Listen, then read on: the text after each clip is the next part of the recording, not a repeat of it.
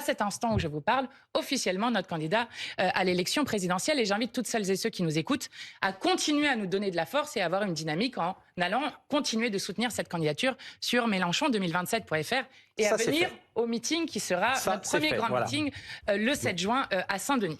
Donc ça, c'est la première chose qui me donne le sourire. Ça, c'est le premier point.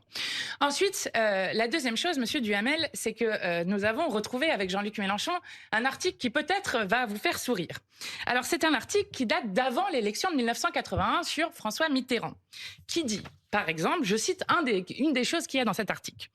Comment bien figurer dans une élection aussi personnalisée que la présidentielle en partant avec un tel handicap, en parlant de la personnalité de François Mitterrand, qui, selon cet article, s'accroche à sa candidature, ne peut pas gagner, est une sorte de candidature usée. Et vous le savez, eh bien, François Mitterrand a gagné ensuite l'élection présidentielle. J'ai remarqué. Donc, je le dis parce qu'il y a, à chaque fois que la gauche de rupture peut arriver au pouvoir, il y a une forme de barrage qui se crée en nous expliquant qu'il serait absolument impossible de le faire.